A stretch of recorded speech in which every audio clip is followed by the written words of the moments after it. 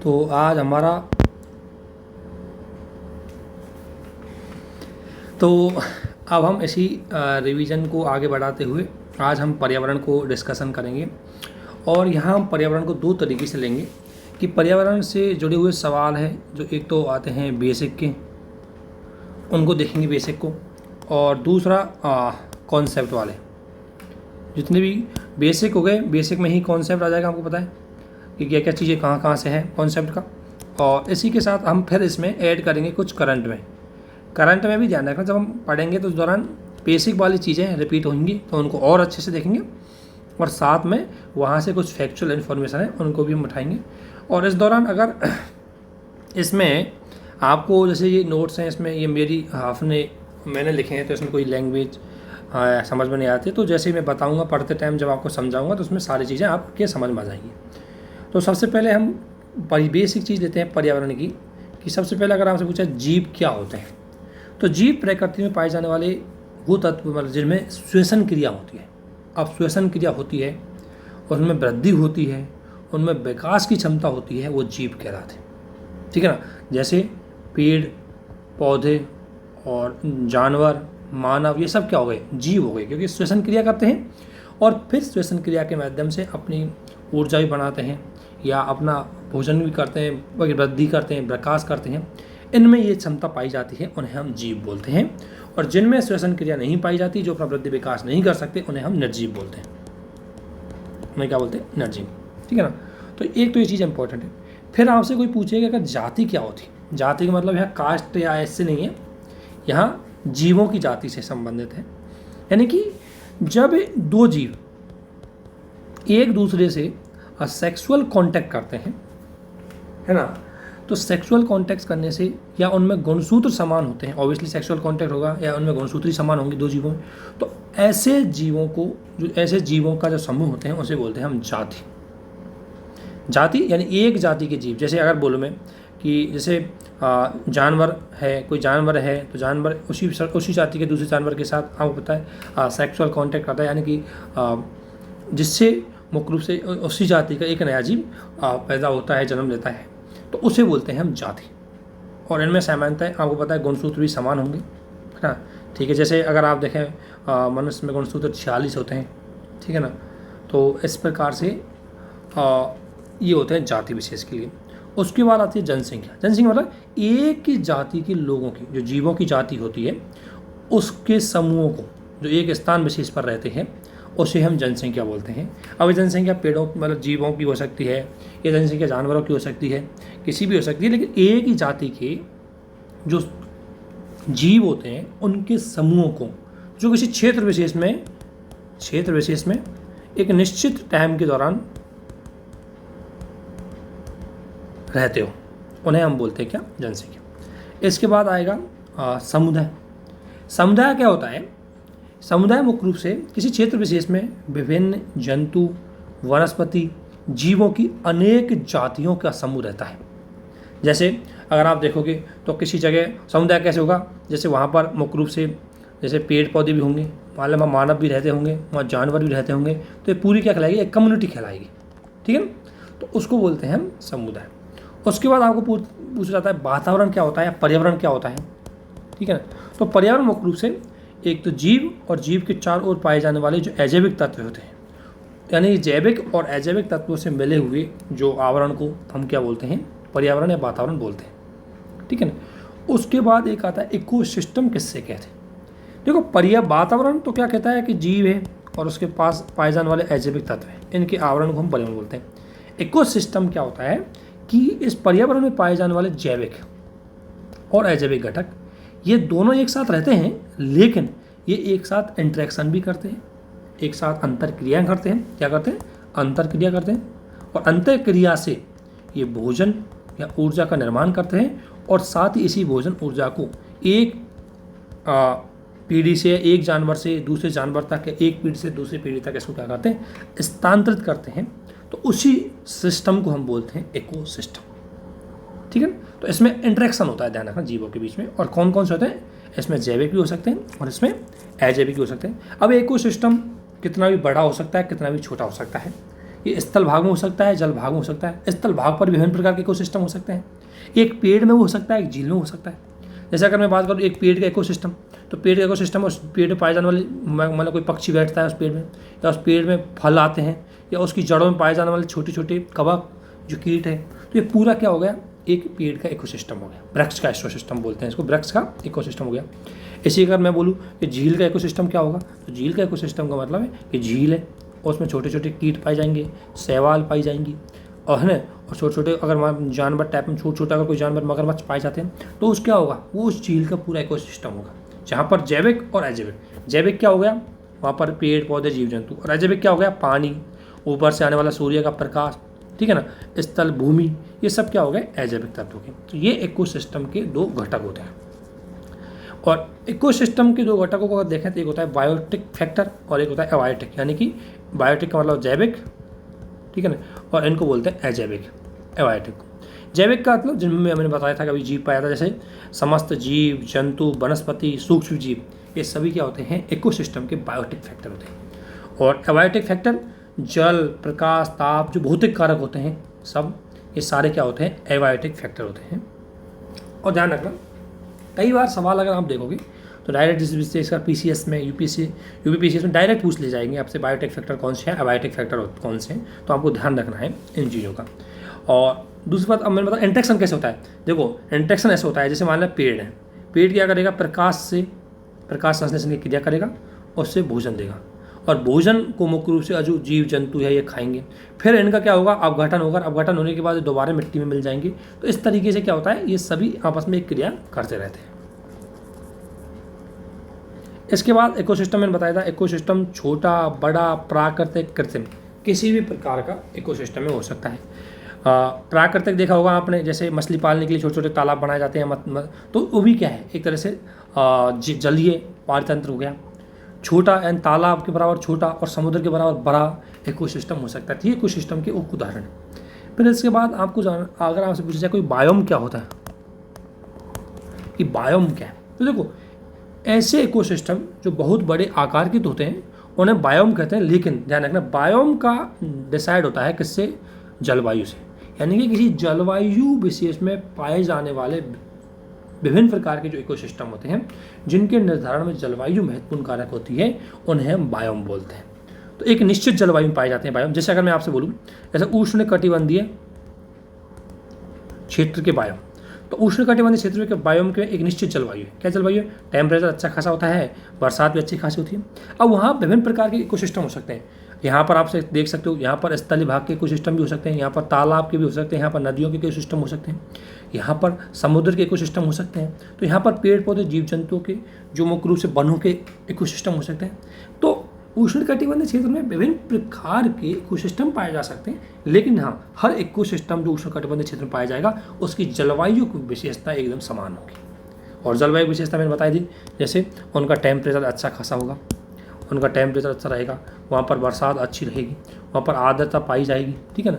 तो ये हो गए उष्णकटिबंधीय क्षेत्र के बायोम, ठीक है ना। ऐसे अगर मैं एक एग्जांपल और लूँ आपको समझने के लिए, अगर ध्रुवीय क्षेत्र के बायोम की मैं बात करूँ, तो ध्रुवीय क्षेत्र में क्या होगा, वहाँ पर ठंडा होगा, ठीक है ना, वहाँ पर बर्फ़ ज़्यादा पाई जाएगी, वहाँ पर टेम्परेचर बहुत कम होगा, बरसात की मात्रा बहुत कम होगी, आर्द्रता बिल्कुल शुष्क होगी, ठीक है ना। तो अब वहाँ अगर आप देखोगे तो वहाँ भी विभिन्न प्रकार के बायोम हो सकते हैं। देखो, हालांकि वहाँ पर आपको पता है जैव विविधता बहुत सीमित होती है, तो इसलिए वहाँ पर ज़्यादा विविधता नहीं पाई जाएगी इकोसिस्टम की। तो ये आपने समझा बायोम को। उसके बाद अगर आपसे पूछा जाए कि जैव मंडल क्या होता है, तो देखो जैव मंडल मुख्य रूप से पृथ्वी पर स्थित सभी बायोमों का एक समूह होता है। मतलब जैव मंडल जहाँ जीवन संभव होता है, और जीवन संभव होने के लिए 3 चीज़ आपको चाहिए होती है, आपको पता है। देखो, स्थल होना चाहिए, जल होना चाहिए और वायु। स्थल, ये तीनों मंडल जहाँ पर मिल जाते हैं वहाँ जीवन संभव हो जाता है, और उसी मंडल को बोलते हैं हम जैव मंडल। ये जैव मंडल हो जाएगा यहाँ, और यहाँ क्या हो गया, जीवन संभव हो गया। यही कारण है, ध्यान रखना, पृथ्वी पर तीनों मंडल पाए जाते हैं। ब्रह्मांड के सभी ग्रहों में पृथ्वी ही एकमात्र ऐसा ग्रह है जहाँ पर सभी मंडल पाए जाते हैं। इसलिए पृथ्वी, आपको पता है, ठीक है ना, इसलिए पृथ्वी पर जीवन संभव हो पाए, ठीक है ना। तो ये चीज़ एक अच्छी बात, इसलिए पृथ्वी पर जीवन संभव है, तो इसको बोलते हैं बायोस्फीयर, यानी कि जैव मंडल। इसलिए जैव मंडल ध्यान रखना। अगर विस्तार, अब एक जैव, अब आपको पता है, अगर मैं बात करूँ बायोमंडल, बायोस्फीयर की, बायोस्फीयर में तो आपको पता है विभिन्न प्रकार की, अब हमें यहाँ जीव संभव है तो सारे जैव मंडल इसमें आ जाएंगे, सारे इकोसिस्टम के अंतर्गत आ जाएंगे। तो कुल मिलाकर के अगर आपसे छोटे से बड़े की ओर बोलूँ तो ये हो गया एक जीव, इस जीव से बड़ा हो गया आपको पता है जाति, जाति से बड़ी होगी जनसंख्या, जनसंख्या से बड़ा होगा इकोसिस्टम समुदाय, और समुदाय से बड़ा होगा इकोसिस्टम, और इकोसिस्टम से बड़ा होगा बायोम, और बायोम से बड़ा होगा बायोस्फीयर, और बायोस्फीयर से बड़ा होगा फिर ब्रह्मांड। मतलब वो एक तरह से जैव मंडल, ये मतलब ये बड़ा होगा, क्योंकि जैव मंडल है, इससे बड़ा आप देख सकते हो स्थल मंडल, जल मंडल, वायुमंडल, ये ज़्यादा बड़े हो सकते हैं, लेकिन तीनों का कॉमन रूप वो जैव मंडल होता है वो कम हो सकता है। तो ये इनका अगर पूछे उनके आकार के हिसाब से या इनके क्षेत्र, मतलब कितना बड़ा क्षेत्र, मतलब ये इनकी साइज के हिसाब से अगर देखें तो ये इनका वो होगा। जैव मंडल की सबसे छोटी इकाई इकोसिस्टम होती है, और इसके अंतर्गत आपको होता है जंतु समुदाय, वनस्पति समुदाय या सूक्ष्म जीवों के समुदाय भी पाए जाते हैं, और ये इन्हीं से मिलता है जैविक समुदाय, और ये कहाँ पाया जाता है बायोस्फीयर में, ठीक है ना।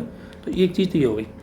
इसके अलावा जाते हैं हम इकोलॉजी। इकोसिस्टम मैंने बता दिया, इकोसिस्टम यानी कि वह सिस्टम जिसमें अंतर्गत वातावरण पाए जाने वाले जैविक और अजैविक घटक क्रियाएँ करते हैं और ऊर्जा का निर्माण करते हैं और उसको ट्रांसफ़र करते हैं, है ना, वो होता है इकोसिस्टम। लेकिन उस इकोसिस्टम का अध्ययन विज्ञान की जिस ब्रांच के अंतर्गत किया जाता है उसे बोलते हैं इकोलॉजी, ठीक है। तो इकोलॉजी एक साइंस है, साइंस स्टडी ऑफ इकोसिस्टम, ठीक है ना। तो ये क्या है, एक साइंस है, एक विषय है, ठीक है। अब इकोलॉजी भी दो प्रकार की हो सकती है, आपको देख सकते हैं, एक तो होता है ऑटो इकोलॉजी और एक होता है सेन इकोलॉजी। ऑटो इकोलॉजी को मतलब स्वयं पारिस्थितिकी, ठीक है ना, ठीक है ना, और एक होती है समपारिस्थितिकी। स्वयं पारिस्थितिकी का मतलब क्या होता है, देखो स्वयं पारिस्थितिकी मतलब है कि इसमें कोई जीव, एक जीव होता है और दूसरा वातावरण होता है, इनके साथ वो क्या करता है, इंटरेक्शन करता है, और इसका अध्ययन जिस विषय के अंतर्गत किया जाता है उसे बोलते हैं हम स्वयं पारिस्थितिकी, ठीक है ना। तो इसमें क्या होता है, एक तो खुद जीव होता है, जीव प्लस वातावरण, वातावरण मतलब जैविक घटक, मतलब सॉरी कौन से अजैविक घटक, इनके साथ वो क्या करता है, क्रिया करता है। तो वो हो गया कौन सा, स्वयं पारिस्थितिकी। अब एक आपसे पूछा समपारिस्थितिकी, इसमें किस चीज़ का अध्ययन किया है, एक जीव का एक तो दूसरे जीवों के साथ या वातावरण के साथ जो इंटरेक्शन होता है, इसमें दूसरे जीव भी आ जाते हैं, ध्यान रखना, उनके साथ उसका जो अध्ययन किया जाता है, उनके साथ होने वाला जो इंटरेक्शन होता है, परिणाम स्वरूप जो प्रभाव होते हैं उसका अध्ययन किया जाता है, उसे बोलते हैं हम समपारिस्थितिकी, ठीक है ना। तो ये शब्द आपको ध्यान में आगे होंगे, जैसे ये आपने देखा होगा, ये बायोस्फीयर हो जाएगा ये वाला, जहाँ पर तीनों मंडल आकर के मिलते हैं, ठीक है। तो ये मैंने आपको चीज़ बता दी। थोड़ा सा फैक्चुअल इन्फॉर्मेशन पूछ लेते हैं कि इकोलॉजी शब्द का सबसे पहले प्रयोग किसने किया था, हैकल ने किया था, आपको पता है हैकल है, इसने सबसे पहले इकोलॉजी शब्द का प्रयोग किया था। दूसरी बात, इकोलॉजी का जनक अगर आपसे कोई पूछा जाता है तो रीडर और ऑडम, इनको इकोलॉजी का जनक कहते हैं, रीडर को।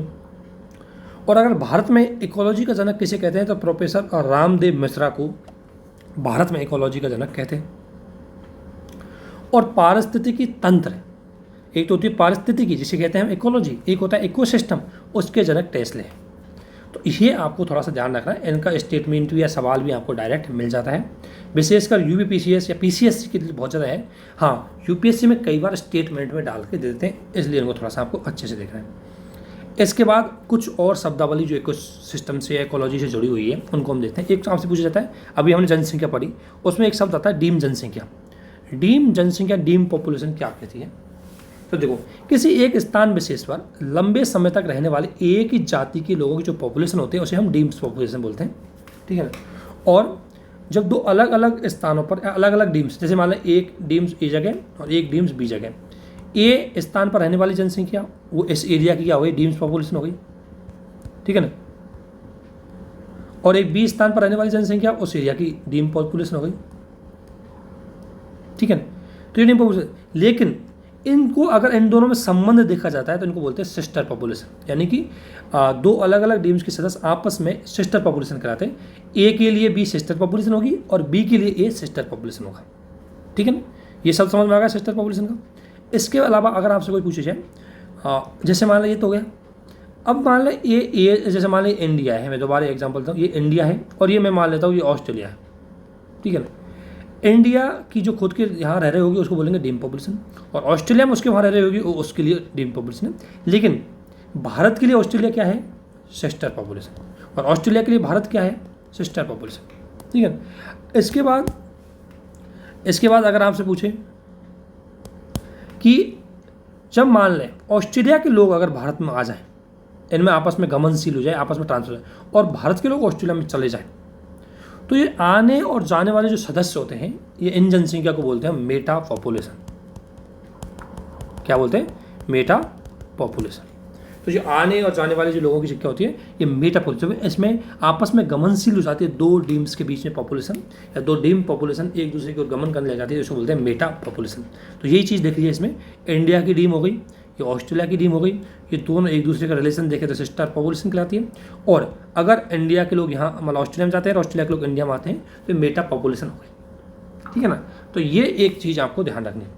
इसके बाद आपने कई चीज़ और देखी होगी। अब आगे आप सुने होंगे कि आपको पता है, अगर आपने थोड़ा जानते होंगे, तो मानव के शरीर में या हर पेड़ पौधे वनस्पति जिसमें जीव पाया जाता है उसमें जीन पाए जाते हैं, है ना। तो जीन क्या होते हैं? किसी भी चीज़ की जो जीन है ये मुख्य रूप से लक्षणों का निर्धारण करते हैं। ठीक है ना। और अगर जीनों में परिवर्तन हो जाएगा तो इसलिए लक्षणों में परिवर्तन हो जाएगा, जिसे हम उत्परिवर्तन बोलते हैं। ठीक है ना। तो जीन में होने वाले परिवर्तन को उत्परिवर्तन बोलते हैं।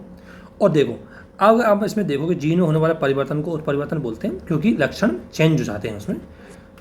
लेकिन ये परिवर्तन भी कई कारकों से होता है, यानी कि वातावरण में चेंज की वजह से होता है। लेकिन ध्यान रखना, जीन में दो प्रकार के, हमारे जो शरीर में पाए जाने वाले जीन है वो दो प्रकार के गुणों लक्षणों का चेंज करते हैं। जैसे एक तो होता है बाहरी लक्षण जो दिखते हैं, मतलब किसी का रंग गेवरुआ है, मतलब किसी की चमड़ी कैसी है, किसी की मतलब बनावट कैसी है ना, फेस कट कैसा है, ये कौन से लक्षण होते हैं? शरीर के बाह्य लक्षण होते हैं।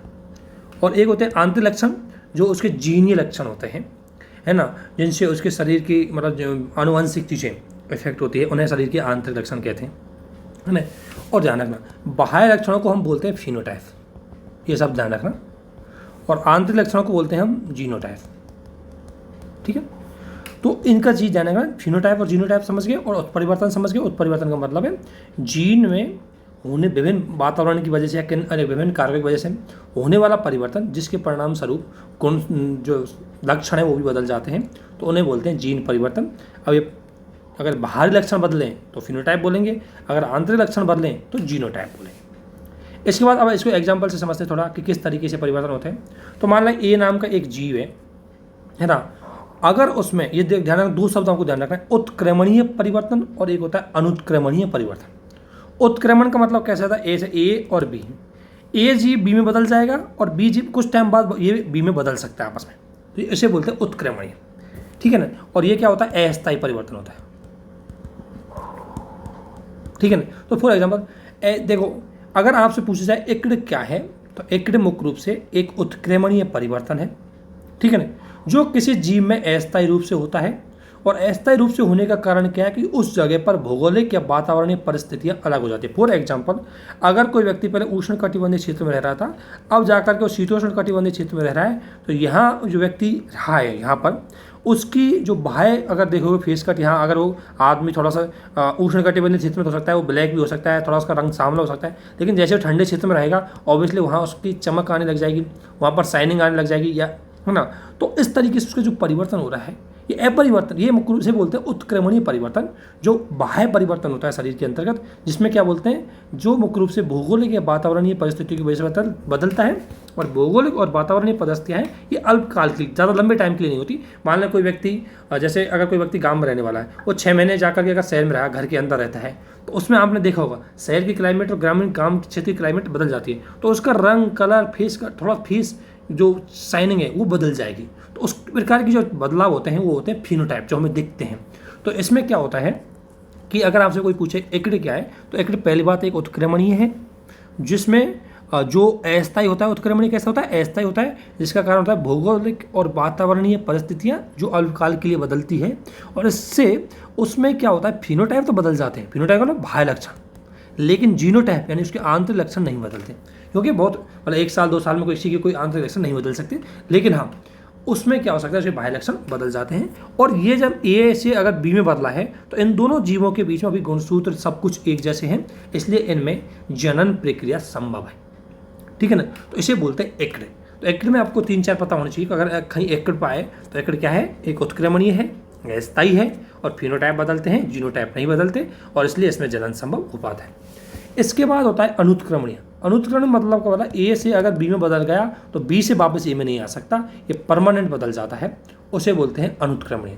अब मान लो कोई चीज़ ए से अगर मान लो ए इसमें बदले है तो इकोटाइप क्या होता है, इकोटाइप अनुत्क्रमणीय होते हैं, पहली बात। तो दूसरा, इसमें जो परिवर्तन होता है वो थोड़ा सा इससे ज़्यादा टाइम तक भौगोलिक और वातावरणीय परिस्थितियाँ बदल जाती है उसके कारण होता है, परंतु अभी भी इसमें फिनोटाइप है वो नहीं बदल। इसमें ध्यान रखना, इसमें लॉन्ग टाइम तक, इकोटाइप में क्या लॉन्ग टाइम तक आपकी जो वातावरणीय या भौतिक परिस्थितियाँ बदल जाती है ना।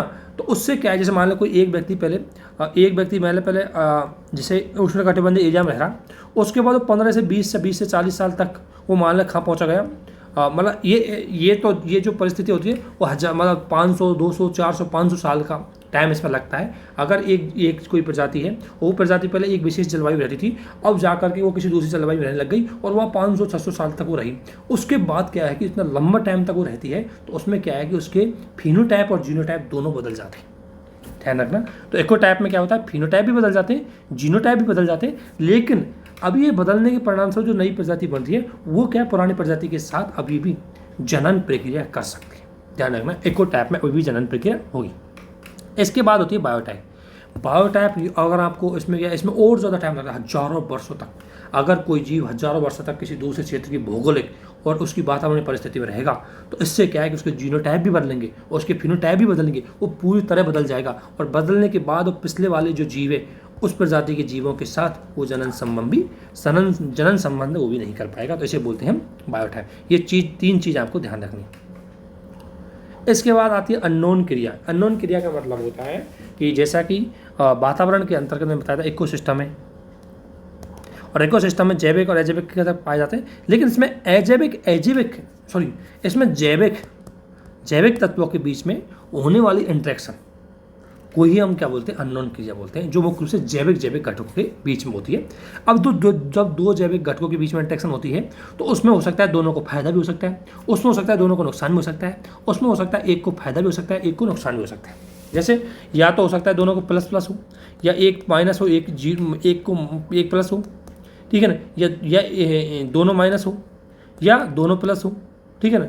तो इस प्रकार उन पर प्रभाव पड़ता है, फिर उनका परिणाम निकलता है। तो ध्यान रखना, अननोन क्रिया मुख्य रूप से जैविक तत्वों के बीच में होती है, ठीक है ना। अब ये दो प्रकार से होते हैं, या तो धनात्मक या ऋणात्मक। धनात्मक मतलब है कि किसी न किसी को फायदा होता होगा और किसी को नुकसान नहीं होता होगा।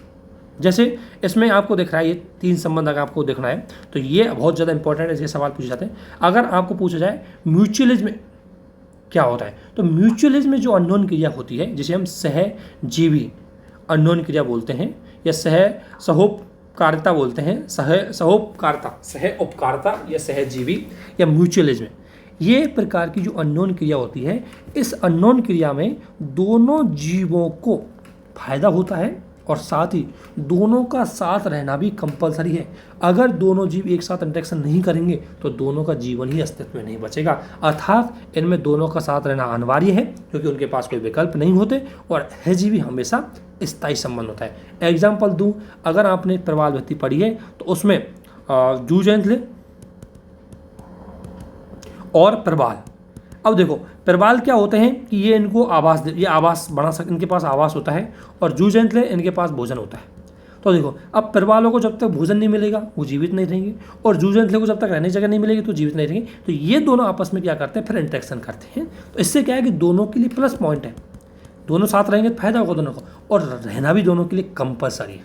अगर नहीं रहे तो दोनों का अस्तित्व ही खत्म हो जाएगा, ठीक है।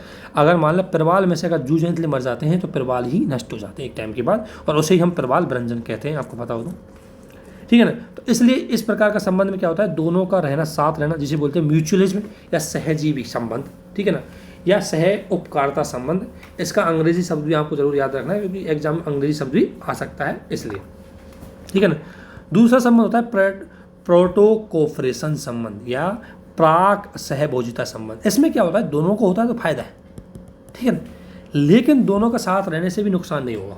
फॉर एग्जाम्पल, जैसे समुद्र में आपने देखा होगा बड़ी बड़ी मछलियों के ऊपर छोटी छोटी जो मछलियाँ होती हैं, तो उसमें दोनों साथ रहेंगे तो छोटी मछलियों को भोजन मिल जाता है बड़ी मछलियों के ऊपर जो कीट पाए जाते हैं उनसे। और दूसरी बात, बड़ी मछलियों के फायदा होता है कि उनके ऊपर शरीर के अंदर जो अवशिष्ट पाए जाते हैं वो साफ हो जाते हैं, तो फायदा दोनों को होता है। लेकिन अगर छोटी मछली बड़ी मछली के ऊपर नहीं भी पाई जाएगी तो नुकसान भी नहीं होगा, ऐसा नहीं कोई जीवन ही उसका अस्तित्व हो जाएगा। तो इसमें क्या है कि दोनों का अनिवार्य नहीं है, दोनों के पास विकल्प होते हैं, लेकिन ये संबंध ऐसा होता है, परंतु दोनों को फायदा होता है इंटरेक्शन से। दोनों अगर आपस में साथ रहेंगे, अंतःक्रिया करेंगे तो दोनों को फायदा होगा। इस प्रकार के संबंध को बोलते हैं प्रोटो कोऑपरेशन या प्राक सहभोजिता। ये धनात्मक संबंध, क्योंकि इसमें सब किसी न किसी को फायदा हो रहा है। दूसरा संबंध होता है कॉमन सेलिज्म। कॉमन सेलिज्म या सहभोजिता, इसमें क्या होता है, एक को फायदा होता है, दूसरे को नुकसान भी नहीं होता, ठीक है ना। तो इस प्रकार का जो संबंध होता है उसे बोलते हैं सहभोजिता। तो ये आपसे पूछा जाए कोई कि ये शब्दों को अगर आपने मिलान के लिए कभी भी, तो ये बहुत ज़्यादा ध्यान रखना, आने की संभावना की रहती है। इसलिए अगर इसके अननोन क्रिया के नेगेटिव पार्ट में जाए कि क्या इसमें नेगेटिव में है कि किसी एक को फायदा हो भी सकता है, नहीं भी हो सकता है, लेकिन हाँ इसमें कन्फर्म है कि नुकसान जरूर होगा, एक नेगेटिव में जरूर जाएगा। इसमें एक संबंध होता है प्रतिस्पर्धी संबंध, एक होता है शोषण का संबंध, और एक होता है अमेंसेलिज्म। अमेंसेलिज्म, अब इनको अच्छी तरीके से देखेंगे हम क्या होता है। तो सबसे पहले आते हैं हम अमेंसेलिज्म के अंतर्गत। देखो प्रतिस्पर्धी में तो क्या है, जब कंपटीशन होता है तो उसमें दोनों को नुकसान होता है, ठीक है ना। दो जीवों में अगर किसी का कंपटीशन है, मान लें, कहने का मतलब है कोई एक क्षेत्र विशेष है, वहाँ पर मुख्य रूप से इकोसिस्टम है, वो इस इकोसिस्टम में मान लेते हैं कि दो जीव रह रहे हैं और दोनों जीवों में कंपटीशन है, क्योंकि उनके भोजन को लेकर के या उनके शिकार को लेकर के। अब मान लें उनमें कंपटीशन हुआ तो दोनों एक दूसरे को नष्ट करेंगे, दोनों को ही नुकसान होगा। तो इसमें क्या है, जो परिणाम आएगा वो नेगेटिव आएगा दोनों के लिए। शोषण में क्या होता है, शोषण में क्या होता है, देखो शोषण में दो प्रकार से होता है। शोषण में एक होता है परजीवी और एक होता है परभक्षी। ये दो शब्द आपने सुनोगे। परजीवी में एक को होगा प्लस में, एक को होगा माइनस में। इसी प्रकार परभक्षी में एक को होगा प्लस में, एक को होगा माइनस में। लेकिन परजीवी होता है, इसमें सूक्ष्म जीव होते हैं, वो बड़े जीव पर क्या करते हैं, डिपेंड रहते हैं और उनसे अपना भोजन क्या करते हैं, प्राप्त करते हैं। तो बड़े जीव को नुकसान होता है, छोटे जीव को इसमें नुकसान नहीं होता। तो परजीवी में छोटे जीव होते हैं, सूक्ष्म जीव होते हैं, उनको फायदा होता है और बड़े जीवों को नुकसान होता है। परभक्षी में क्या होता है कि बड़े होते हैं ना, वो छोटों का अब खा जाते हैं। जैसे अगर मैं बात करूँ शेर परभक्षी और दूसरी बकरियों को खा जाएगा, तो उसमें क्या हुआ, बकरी को तो माइनस में चला गया और शेर को प्लस में हो गया, तो उसे बोलते हैं परभक्षी। इनको आगे हम एक बार और देखते हैं और अभी देखते हैं। और अब देखते हैं अमेंसेलिज्म में। अमेंसेलिज्म में अगर संबंध देखेंगे तो अमेंसेलिज्म संबंध ये होता है कि जैसे मान लो दो जीव, तो इसमें एक को होगा जीरो, एक को होगा मतलब प्लस में, यानी कि एक को कोई नुकसान नहीं होगा, लेकिन एक को माइनस हो जाएगा, और या एक को माइनस होगा, एक को प्लस होगा। इस तरीके का संबंध इसमें पाया जाता है। अब देखते हैं आगे इनमें संबंध किस तरीके का है वो देखते हैं। तो अमेंसेलिज्म मुख्य रूप से, अमेंसेलिज्म की अगर मैं बात करूँ तो दो जातियों के बीच में पाया जाने वाला ऐसा संबंध होता है जिसमें एक जाति का हानि होती है, दूसरी जाति को कोई प्रभाव नहीं पड़ता। यानी कि इसमें एक माइनस हो जाएगा, दूसरी को कोई प्रभाव नहीं पड़ेगा, ये फिक्स है, उसको फायदा भी नहीं होगा। तो इसमें एक चीज़ अगर आपको इसमें देख रही होगी तो इसमें ये माइनस होगा और ये मतलब प्लस है या नहीं आएगा, क्योंकि प्लस इसमें किसी को नहीं हुआ था, ठीक है ना। इसके बाद इस जाति के संबंध में, इस जाति में क्या होता है कि एक जाति के जीव होते हैं वो कुछ रासायनिक छोड़ते हैं जो दूसरी जाति के लिए बहुत बड़ा नुकसान कर देते हैं, है ना। ये दो प्रकार का हो सकता है अमेंसेलिज्म। एक होता है एंटीबायोटिक और एक होता है एलियोपैथिक। आपने सुना होगा दवाई मेडिकल साइंस में, एक होती है एंटीबायोटिक दवाइयाँ और एक होती है एलियोपैथिक। एलियोपैथिक क्या होता है और एंटीबायोटिक क्या होता है देखिए। एंटीबायोटिक जो संबंध होता है ये वो है अमेंसेलिज्म का वो प्रकार है जो दो जीवों के बीच में होता है, ठीक है ना, दो जंतुओं के बीच में होता है। इसमें क्या होता है कि इस संबंध में क्या होता है कि एक जंतु क्या होता है, रसायन निकालता है जो दूसरे जंतु के लिए नुकसानदायक हो जाता है, लेकिन इस रसायन निकालने वाले जंतु को भी कोई फायदा नहीं होता। संबंध किस प्रकार, जीरो और माइनस, यानी कि इस जंतु को कोई फायदा नहीं हुआ और ये और नेगेटिव में चला गया। इसको बोलते हैं एंटीबायोटिक। देखो हमारे यहाँ अगर हम देखें तो आपने देखा होगा जितनी भी हमारी एंटीबायोटिक दवाएं होती है, एंटीबायोटिक दवाई भी इसी तरीके से बनती है। उसमें क्या होता है कि अगर हमारे शरीर में कोई बीमारी आ गई, यानी कोई वायरस घुस गया, तो उसको मारने के लिए हम दूसरा बैक्टीरिया वायरस घुसाएंगे जो एक रासायनिक छोड़ेगा और उस वायरस को मार देगा। तो एंटीबायोटिक दवाइयों का सिद्धांत है, ठीक है। तो जैसे अगर आप कोविड में देखें तो वायरस के लिए उसके विरुद्ध जो वैक्सीन लाई जा रही है, तो वैक्सीन क्या करेगी, उसके कोई मतलब जो वायरस है कोविड वायरस, उसको मारने के लिए उसमें रसायन जोड़ा जाएगा और उससे वो नष्ट कर देगी उसको, या उसके लिए पहले से प्रोएक्टिव हो जाएगी अपने आप। तो इस प्रकार से होता है एंटीबायोटिक। जैसे इसमें और दूसरा एग्जांपल है, जैसे तालाब और नदियों में जो नील हरित शैवाल पाए जाते हैं, नील हरित शैवाल पाए जाते हैं, है ना, इनके द्वारा एक रसायन छोड़ा जाता है हाइड्रोक्सी माइन नाम का जो ये रसायन है पाया जाता है, और हाइड्रोक्सीमाइन जो पदार्थ है ये क्या करता है, तालाब में जाता है और तालाब के अन्य प्रकार की जो मछलियाँ पाई जाती हैं उनके लिए नुकसानदायक होता है। तो शैवाल को भी फायदा नहीं हुआ, शैवाल तो इसमें खुद जीरो में, उसको फायदा नुकसान नहीं हुआ, लेकिन मछलियों के लिए नुकसान होगा, तो इसको बोलते हैं एंटीबायोटिक। और ये तो जीवों के बीच में, इसी प्रकार पादपों के बीच में जो इंटरेक्शन होता है उसको बोलते हैं एलियोपैथी। ठीक है ना। तो एलियोपैथी है, इसमें क्या होता है कि एक वनस्पति रासायनिक पदार्थ छोड़ती है जो दूसरी जाति के जो वनस्पति है उसके लिए नुकसान पहुंचा देती है। जैसे सूरजमुखी एक रसायन छोड़ता है और उसके आसपास में उगने वाली जो जंगली पेड़ पौधे हैं उनको नष्ट कर देता है। तो इसलिए सूरजमुखी है काफ़ी खेतों में खरपतवार को नष्ट करने में काफ़ी काम आता है। ठीक है ना।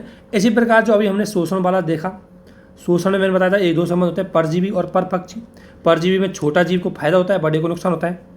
जैसे हमारे शरीर में मक्खी मच्छर मनुष्य के शरीर पर लग जाते हैं और विभिन्न प्रकार के रोग लगा देते हैं और परिणाम स्वरूप बदले में इनको पोषण मिलता है लेकिन हमें नुकसान दे देते हैं। ठीक है ना। तो इसको बोलते हैं हम परजीवी। और परभक्षी की अगर मैं बात करूँ तो इसमें नुकसान छोटे जीव को होता है, फायदे बड़े जीव को होता है। जैसे ऐसे जंतु या वनस्पति जो अन्य वनस्पतियों जीवों को खा जाते हैं उन्हें परभक्षी, जैसे अजगर है, गिद्ध है, शेर है, ये क्या होते हैं कीटभक्षी या परभक्षी भी हो सकते हैं। कीटों को खा जाते हैं, तो कीट तो चला गया बेचारा माइनस में और ये चले गए किसमें, प्लस में। तो इनमें संबंध होता है ये माइनस और प्लस का। तो ध्यान रखना, परभक्षी में प्लस माइनस का संबंध होता है शोषण के अंतर्गत। ठीक है ना। एक को माइनस होता है, एक को प्लस। माइनस का मतलब उसको बहुत ज़्यादा नुकसान हो जाएगा और प्लस का मतलब उसको फायदा हो जाएगा। तो परजीवी में छोटे वाले जीव को फायदा होता है और परभक्षी में छोटे वाले जीव को नुकसान होता है। ये इंटरेक्शन आपको समझ में आ गया। इसके अलावा दो शब्द और समझा रहा हूँ मैं।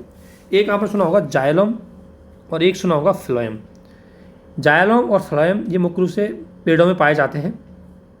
हाँ, अब आपको एक चीज़ बता दूँ, दो चीज़ आपको ध्यान रखनी, जाइलम और फ्लोएम ये मुख्य रूप से पेड़ों की वनस्पतियों के अंतर्गत ये क्या होते हैं, दो मुख्य रूप से क्या होते हैं, ऊतक होते हैं जो परिवहन का काम करते हैं। तो इसमें एक होता है फ्लोएम। फ्लोएम क्या होते हैं कि वे ऊतक होते हैं या वे परिवहन के ऊतक होते हैं जो जड़ों से भोजन और जल को ऊपर, मतलब ये क्या होता है, ऊपर से नीचे की ओर लाते हैं। फ्लोएम क्या होता है कि ऊपर से नीचे की ओर लाते हैं किसको, भोजन को। और भोजन का कौन बनाती है, पत्तियाँ। तो पत्तियाँ पर्णहरित प्रोसेस के माध्यम से भोजन बनाती है और उसे जड़ तक पहुँचाते हैं कौन, फ्लोएम। जबकि जाइलम होते हैं वो नीचे से, अब आपको पता है जड़ क्या लेती है, जड़ है वो विभिन्न प्रकार के कार्बनिक पदार्थ लेती है और साथ में नीचे से जल भी लेती है। तो ये जाइलम होते हैं नीचे से जल और कार्बनिक पदार्थ को पेड़ की विभिन्न ब्रांचों तक पहुंचाते हैं, तो उसे बोलते हैं जाइलम। तो जाइलम क्या होते हैं, जाइलम मुख्य रूप से जड़ से पेड़ की विभिन्न ब्रांचों तक पहुंचाते हैं, उसे बोलते हैं जाइलम। और फ्लोएम जो पेड़ की विभिन्न शाखाओं से भोजन को पेड़ की जड़ों तक या नीचे की ओर पहुँचाते हैं, उन्हें बोलते हैं फ्लोएम। ये दो परिवहनीय ऊतक पाए जाते हैं। ठीक है ना। इसमें ये चीज़ इंपॉर्टेंट, इसके अलावा पेड़ पौधे में जड़ों में मिट्टी, ये दो चीज़ें आपको इसलिए दी गई है क्योंकि ये यहाँ भी इस प्रकार के जीव पाए जाते हैं पेड़ पौधे में जो भी शोषण की प्रोसेस के एक भाग होते हैं, परजीवी या परजीविकता पाई जाती है। तो वो एक है, जैसे एक एग्जाम्पल दिया है इसमें अमरबेल का। अमरबेल आपने देखी होगी, अमरबेल एक ऐसा पौधा है जो अपने भोजन के लिए या पानी की आवश्यकताओं के लिए अन्य पेड़ पर निर्भर रहता है क्योंकि उसके पास खुद के पास कोई जड़ नहीं होती, उसमें तना होता है, यानी कि वो स्तंभ परजीवी होता है। स्तंभ परजीवी जिनमें तना होता है, जड़ नहीं होती और दूसरे पर डिपेंड होते हैं, उसे बोलते हैं स्तंभ परजीवी, है ना। इसी प्रकार देखा होगा आपने, ठीक, ये रेफलेशिया ये दूसरे पेड़ों की जड़ों में पाया जाता है। जैसे अगर आपको इस चित्र में देखा होगा, ये चित्र दिख रहा है ऊपर ही, देख यहाँ है रेफलेशिया, ये मुख्य रूप से जड़ों के अंतर्गत पाए जाने वाले परजीवी होते हैं। ठीक है ना। और यहाँ होगी मुख्य रूप से पेड़ों पर पाई जाती है, मुख्य रूप से कौन, वो जैसे अमरबेल, तो वो तना पर पाई जाती है और वो तनाओं के माध्यम से ही मुख्य रूप से दूसरे पेड़ से क्या लेती है, अपना भोजन लेती है, तो उसे बोलते हैं स्तंभ परजीवी और ये होती है मूल परजीवी। ठीक है। तो ये दो शब्द आपको पता होंगे। इसके बाद अभी तक तो हमने देखे नेगेटिव इंटरेक्शन, जिसमें एक को फायदा एक को नुकसान, या किसी को भी नुकसान, हमेशा दोनों को नुकसान होगा या मतलब नुकसान कारक हमेशा रहेगा। पॉजिटिव जो इंटरेक्शन होता है दो जीवों के बीच में, उसमें मैंने बताया था आपको, एक होता है सहभोजिता, एक होता है प्राक सहभोजिता और एक होता है सहजीवी। सहजीवी का उदाहरण दे दिया मैंने, म्यूचुअलिज्म का आपको पता, जो जूझ और सहवाल का हो गया। और कमेंसलिज्म का मतलब है एक को प्लस दूसरे को कोई नुकसान नहीं होता। जैसे अधिपादप, अधिपादप आपने देखोगे, छोटे जो बड़े पादप होते हैं उनके ऊपर छोटे छोटे और पादप आ जाते हैं। जैसे इसमें वनस्पति प्लांट में किसी अन्य पादप के ऊपर दूसरी वनस्पति आ जाती है, तो ऐसे पादप को हम अधिपादप बोलते हैं। जैसे आपने देखा उष्णकटिबंधीय क्षेत्र है, उष्णकटिबंधीय क्षेत्रों में बड़े बड़े पेड़ों के ऊपर छोटे छोटे जो मुख्य रूप से अब बेल लताएँ या छोटे छोटे उनके ऊपर और छोटे छोटे वृक्ष उगने लग जाते हैं, उनको अधिपादप बोलते हैं। ठीक है ना। तो ये तो पेड़ों में होता है। इसी प्रकार जंतु में होता है, आपने देखा होगा जब जंतु किसी अन्य वनस्पति या प्लांट या जंतु के ऊपर पाए जाने वाले होते हैं। जैसे अधिजंतु क्या होता है, जैसे आपने देखा होगा, मैंने अभी आपको एक एग्जांपल दिया था कि जो वो पाई जाती है बड़ी मछली है, उसके ऊपर छोटी छोटी जो कीट होते हैं वो क्या होते हैं, उनके ऊपर पाए जाने वाले छोटे छोटे जीव होते हैं, तो उन्हें बोलते हैं अधिजंतु। ठीक है ना। तो इसमें क्या है कि नुकसान नहीं होता दूसरे को और एक को फायदा हो जाता है, उसे बोलते हैं सहभोजिता। इसके बाद प्राक सहभोजिता या प्रोटो कॉपरेशन की मैंने बात बताई। इसमें दोनों को फायदा होता है, लेकिन दोनों साथ नहीं भी रहेंगे तो नुकसान नहीं। जैसे इसमें एग्जाम्पल दिया हुआ है कि देखो समुद्र में छोटी छोटी मछलियाँ पाई जाती हैं जो बड़ी मछलियों पर जमा गंदगी को खा करके बड़ी मछलियों उसके भार को कम कर देती है। बड़ी मछलियों को क्या प्लस हो गया, उनके भार को कम कर देती है। बदले में छोटी मछलियों को क्या फ़ायदा होगा, उनको पोषण मिल जाता है, और इसीलिए इन छोटी मछलियों को क्लीनर फिश भी बोलते हैं। क्या बोलते हैं, क्लीनर फिश। इसी प्रकार अगर हम देखें उष्ण कटिबंधीय क्षेत्रों में, जैसे कुछ ये मुख्य रूप से ये उदाहरण आपको दिख रहा है, ये उदाहरण है इसका अधिपादप का, इसमें कंफ्यूज मत होना। ये अधिपादप का उदाहरण नीचे दिख रहा है कटलताएं वाला। जैसे उष्ण कटिबंधीय क्षेत्रों में कुछ पेड़ पौधे अपने तने पर वृद्धि करके बड़े पेड़ पौधे के ऊपर लटक जाते हैं और पुनः नीचे आते हैं, इससे उनको सूर्य का प्रकाश मिलता रहता है। तो ये कटलताएं कहलाती है। कुल मिलाकर के जो उष्ण कटिबंधीय क्षेत्रों में आपने वनों को देखा होगा, वहाँ पर क्या होता है कि उनमें लताएं बहुत ज़्यादा आती है, पेड़ों पर नए नए पेड़ उगने लग जाते हैं, है ना, क्योंकि वहाँ से उनको वो मिल जाता है, भोजन मिल जाता है, ऊर्जा मिल जाती है, इसलिए तो वो होता है कटलताएं। तो इस प्रकार का संबंध होता है ये, ठीक है ना। और म्यूचुअल एंज का मैंने बता दिया, जूजेंटलियो का और उसका हो गया म्यूचुअल एंज का संबंध, जिसमें दोनों का साथ रहना कंपलसरी है। जैसे और भी इसमें दिए गए हैं आपको, इसमें आप दो चीज़ और जान लेना, पहले शैवाल और कवक, इन दोनों में ध्यान रखना। शैवाल मुख्य रूप से शैवालों में पर्णहरित की क्रिया पाई जाती है, यानी पर्णहरित पाया जाता है, अर्थात इनका रंग आपको पता है हरा होगा, ठीक है ना। दूसरी कवक है, इसमें पर्णहरित की प्रक्रिया नहीं पाई जाती, इसलिए शैवाल है, शैवाल प्रकाश संश्लेषण करते हैं, और शैवाल प्रकाश संश्लेषण करते हैं तो स्वयं भोजन बनाते हैं, इसलिए क्या होते हैं, स्वयं पोषी होते हैं। और इनकी कोशिका वृत्ति है वो क्या होती है, सेलुलोज में होती है। कोशिका वृत्ति क्या होती है, सेलुलोज में होती है, और इनके अध्ययन को ये बोलते हैं एल्गालॉजी, है ना। तो एल्गालॉजी बोलते हैं हमको शैवालों के अध्ययन को। तो शैवालों के बारे में क्या होता है, ये प्राथमिक उत्पादक भी होते हैं, ये स्वयंपोषी क्योंकि अपना भोजन खुद बनाते हैं, और स्वयंपोषी होने के कारण आपको पता है प्रकाश संश्लेषण की क्रिया भी करते हैं, और प्रकाश संश्लेषण क्रिया के कारण इसमें पर्णहरित पाया जाता है। जबकि कवक है ये परपोषी होते हैं, यानी खुद भोजन नहीं बनाते, दूसरे पर डिपेंड रहते हैं, ठीक है ना। और इसलिए इसमें प्रकाश संश्लेषण नहीं होता, कुछ भी नहीं होता। और कवकों के अध्ययन को अगर हम बोलें तो इसको बोलते हैं माइकोलॉजी, ठीक है ना। और कवक का शरीर है वो जाल, मतलब एक तरह से जाल की तरह होता है इसमें, तो इसलिए बोला जाता है कवक को, और इसके अध्ययन को बोला जाता है माइकोलॉजी। तो कवक और शैवाल के बारे में आपको एक ब्रीफ नॉलेज मिल गई, इसको ध्यान रखें। अब पढ़ते हैं सहजीवी का संबंध, यानी कि मैं बताया था कि दो जातियाँ एक दूसरे के जीवन पर आश्रित होती है और उनका हमेशा रहना, जो मैं म्यूचुअल एंज को और ज़्यादा विस्तार दे रहे हैं यहाँ पर, क्योंकि सवाल बहुत ज़्यादा आपसे पूछे जाते हैं। म्यूचुअल एंज का संबंध क्या होता है, प्रेटो कॉपरेशन का संबंध क्या होता है, ठीक है ना। इसी प्रकार नेगेटिव क्षेत्र में आपको पूछ लेंगे कि शोषण क्या होता है, परजीवी क्या होते हैं, परभक्षी क्या होते हैं, उनमें संबंध किस प्रकार का होता है। ये इकोसिस्टम के अंतर्गत, जीवों के अंतर्गत होने वाली इंटरेक्शन बहुत इंपॉर्टेंट हो जाती है, ठीक है ना। इसी प्रकार अब इसमें देखा है कि सहजीवी मैंने बता दिया, तो सहजीवी का उदाहरण दिया उन्होंने लाइकेन, माइकोराजा या मूंगे की चट्टान। तो मूंगे की चट्टानों वाला उदाहरण तो मैंने आपको बता दिया। अब देखते हैं लाइकेन। लाइकेन देखें आपको, तो लाइकेन मुख्य रूप से कवक और शैवाल के बीच में पाया जाने वाला सहजीवी संबंध है। किसके बीच में, कवक और शैवाल के बीच में। अब देखो इसमें क्या होगा, शैवाल तो क्या बनाएंगे, भोजन, और कवक भी बनाएंगे, जगह देंगे या कुछ ऐसी चीज़ करके। तो इसमें दिया गया एग्जाम्पल देखो आपसे कि देखो सूखे इलाकों में मुख्य रूप से लाइकेन पाया जाता है, सूखे या बर्फीले इलाकों में जहाँ पर जल की कमी होती है। तो देखो शैवाल और कवक ये दोनों क्रिया करके, मतलब इन दोनों के इंटरेक्शन से क्या होता है, लाइकेन मिलता है, ठीक है ना। तो लाइकेन क्या होता है, शैवाल और कवकों के बीच पाए जाने वाला सहजीवी संबंध से लाइकेन बनते हैं। तो देखो शैवाल क्या देते हैं, प्रकाश संश्लेषण देते हैं, और कवक देते हैं ये कार्बन डाइऑक्साइड और H2O का अवशोषण करते हैं, ठीक है ना। अब ये H2O का अवशोषण कर लेंगे, इसलिए इन लाइकेनों में क्या पाई जाती है, जल की कमी पाई जाती है। तो वही चीज़ इसमें विस्तार से लिखी हुई है कि लाइकेन और कवक शैवालों के बीच में सह संबंधी का संबंध पाया जाता है। कवक वायुमंडल में पाए जाने वाला कार्बन डाइऑक्साइड और H2O को लेकर के शैवालों को दे देते हैं, जिसके परिणाम स्वरूप शैवाल भोजन बनाते। ध्यान रखना, शैवाल है वायुमंडल से CO2 नहीं ले पाते हैं, तो ये कवक है शैवालों को क्या देते हैं, CO2 देते हैं, ताकि ये प्रकाश संश्लेषण की क्रिया कर लें। अब आप ध्यान रखो, अगर शैवालों को CO2 नहीं मिलेगी, प्रकाश संश्लेषण की क्रिया नहीं कर पाएंगे, शैवाल बच ही नहीं पाएंगे, इसलिए इन दोनों पाए जाने वाला संबंध कौन सा होगा, सहजीवी संबंध होगा, और इसी से लाइकेन का निर्माण होता है।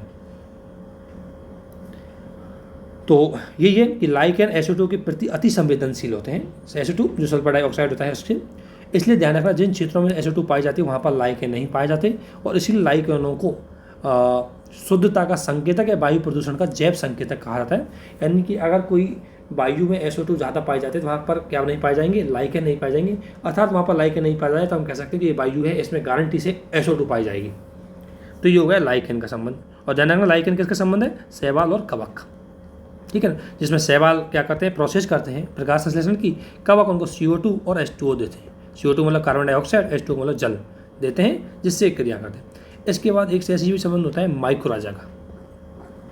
माइकोराजा होता है कवक और कुछ पादपों की जड़ों में पाए जाने वाले छोटे छोटे सहजीवी, जड़ों में पाए जाने वाले जड़ें होती है कुछ पादपों की, उनमें ये कवक क्या करते हैं, उनके साथ इंटरेक्शन करते हैं, तो इनमें पाए जाने वाले क्या होते हैं, सहजीवी संबंध पाया जाता है। जैसे उच्च पादपों की जड़ों के मूल रूप में मूल रोम नहीं पाए जाते, अर्थात भूमि में इसका पानी का अवशोषण नहीं कर पाते, तो कवक उनको ये चीज़ दे देते हैं, ठीक है ना, तो इसलिए उसको संबंध को बोलते हैं माइकोराजा। लेग्यूम पेड़ पौधों के भीतर अति आवश्यक होते हैं। ये छोटे लेग्यूम पौधे यानी मटर के पौधे की जड़ों में पाए जाने वाली गाढ़ों के नाइट्रोजन का स्थिरीकरण योगीकरण करने वाला एक जीवाणु होता है। लेग्यूम क्या है, एक जीवाणु होता है जो नाइट्रोजन के स्थिरीकरण को महत्वपूर्ण भूमिका निभाता है, और मुख्य रूप से ये मटर की जड़ों होती है उसमें पाया जाता है। यानी कि स्थिरीकरण का मतलब है वायुमंडल में पाई जाने वाली जो नाइट्रोजन है उसको ये नाइट्रोजन के यौगिक में बदल देते हैं, तो इसलिए, और लेकिन पौधे प्रत्यक्ष रूप से वायुमंडल से नाइट्रोजन ये खुद ग्रहण नहीं कर, आपको ये तो पता है। अभी हम आगे नाइट्रोजन चक्कर देखेंगे, उसमें ये चीज़ ध्यान रखना है कि पेड़ पौधे डायरेक्ट जो वायुमंडल पाई जाने वाली नाइट्रोजन है उसको खुद डायरेक्ट ग्रहण नहीं कर सकते। इसके बाद जैविक इकोसिस्टम का हमने देख लिया, जैविक अजैविक घटक हो गए, और इकोसिस्टम के जैविक घटकों को मैंने बता दिया, जो वो इकोसिस्टम में पूरी प्रोसेस बता दी कि जैविक घटक भोजन के लिए आवश्यकता के लिए एक दूसरे पर निर्भर रहते हैं और इसी के लिए उनमें इंटरेक्शन करते हैं। और ध्यान रखना भोजन के लिए जो निर्भर रहते हैं तो इससे क्या है कि उनके बीच में श्रृंखला बन जाती है, और चूंकि भोजन के लिए बनती है इसलिए इसी को बोलते हैं फूड चेन, ठीक है ना। और फूड चेन में जो हर लेवल होता है कि कोई जीव किस लेवल पर आ रहा है वो उसका पोषक स्तर रहेगा, ठीक है ना। और ध्यान रखना फूड चेन की शुरुआत में हमेशा उत्पादक ही रहेंगे, क्योंकि यही उत्पाद करेंगे, यही स्वयंपोषी होते हैं, भोजन का निर्माण करते हैं। तो जैसे अपन आप इसमें देखोगे, जैसे वनस्पति है, ये क्या हो गया, उत्पादक हो गई, भोजन करती है किससे, अजैविक तत्वों के साथ क्रिया करते हैं। अजैविक तत्व में सूर्य का तापमान हुआ या सूर्य से होने वाली सूर्य ताप हुआ, जल हुआ, ऑक्सीजन हुआ, इनसे क्या करते हैं, प्रकाश संश्लेषण क्रिया करते हैं, भोजन का निर्माण करते हैं। इसलिए वनस्पति क्या होते हैं, उत्पादक होते हैं। और दूसरी बात शाकाहारी, जो मुख्य रूप से प्राथमिक उत्पादक जो उत्पादक होते हैं, इनका जो भोजन करते हैं उनको बोलते हैं शाकाहारी, और ये होते हैं प्राथमिक उपभोक्ता। अब पोषक स्तर पर देखें तो सबसे पहले पोषक स्तर पर उत्पादक ही आएगा। दूसरा जो उसको खाएगा, जैसे इसमें देखा होगा भोजन, जैसे इसमें अगर कोई घास है, घास को खाया चूहे ने तो चूहा क्या हो गया, शाकाहारी। चूहे को खाया बिल्ली ने, वो हो गया मांसाहारी। और एक अगला लेवल हो गया सर्वाहारी, जो क्या होता है किसी को भी खा सकते हैं। तो देखो, तो चूहा क्या हो गया, प्राथमिक उपभोक्ता, बिल्ली क्या हो गई, द्वितीयक उपभोक्ता, और बाघ, इसको बिल्ली को खाने वाला कोई भी शेर है या कुछ भी है, वो क्या हो गया, तृतीयक उपभोक्ता। तो ये पोषक स्तर 4 हो गए। अब आपस में एक चीज़ देखना कि ऊर्जा का फ्लो, ऊर्जा का एक नियम है जिसे बोलते हैं हम लिंडेमैन का नियम। वो क्या कहता है कि ऊर्जा एक पोषक स्तर से दूसरे पोषक स्तर में जब जाती है तो ऊर्जा का केवल 10% हिस्सा ही ट्रांसफर हो जाता है। जैसे कि अभी एग्जांपल से देखते हैं हम, ठीक है ना। इसमें क्या होता है, जैसे पोषक स्तर फर्स्ट है तो उसमें मान लें 100 कैलोरी अगर ऊर्जा है तो ये 10, इसमें केवल क्या बचेगा, 100 कैलोरी की जगह इसमें केवल 10 कैलोरी भेजेगा, क्योंकि 90 कैलोरी ये उत्पादक अपने भोजन, अपनी श्वसन क्रिया के लिए क्या कर लेता है, अपने पास उसको कंज्यूम कर लेता है। फिर अगर इसको कोई खाएगा तो उसमें केवल 10 कैलोरी ही क्या पहुँच पाएगी, ऊर्जा पहुँच पाएगी, ठीक है ना। इसी प्रकार अगर कोई प्राथमिक उपभोक्ता को खाएगा तो उसमें 0.1 कैलोरी पहुंच पाएगी। अगर कोई द्वितीयक उपभोक्ता को खाएगा, तृतीयक उपभोक्ता, तो इसको 0.01%, यानी कि एक पोषक स्तर से दूसरे पोषक स्तर पर ऊर्जा का केवल 10% हिस्सा ही स्थानांतरित होता है, और इसे ही ऊर्जा का लिंडेमैन नियम कहते हैं। और ध्यान रखना यही कारण है कि पोषक स्तर है वो 4 या 5 या 6 तक ही हो सकते हैं, इससे ज़्यादा नहीं हो सकते, क्योंकि बाद में उन पोषक स्तरों पर पहुँचते पहुँचते उनको ऊर्जा ही नहीं बचेगी, तो उनमें डिपेंड रहने वाले जीव हैं वो अस्तित्व में ही नहीं बचेंगे। इसलिए पोषक स्तर 4 से 5 या 5 से 6 तक ही हो सकते हैं, इससे ज़्यादा पोषक स्तर नहीं हो सकते, ठीक है ना। क्योंकि जितने पोषक स्तर आ जाएंगे उसी के 10% पहुँच जाएगी। जैसे इसमें 1000 है, फिर 10 आ जाएगी, फिर 0.1 पाई जाएगी, फिर 0.1 से 001 आ जाएगी, तो इसके मतलब लास्ट वाले के पास तो कुछ बचेगा नहीं। इसलिए ध्यान रखना पोषक स्तर सिमिलर होते हैं। और यहाँ आप जानते हैं कि ऊर्जा का जो प्रवाह होता है वो एक दिवसीय होता है, एक दिशा में जाती है ऊर्जा। अगर किसी को मान लो प्राथमिक उपभोक्ता किसी ने खाया है और द्वितीय भुगतान, तो वो ऐसा है कि द्वितीय उपभोक्ता में चल जाएगी, लेकिन द्वितीय उपभोक्ता से ऐसा नहीं कि बाद में नष्ट होकर के पुनः वहीं आ जाए।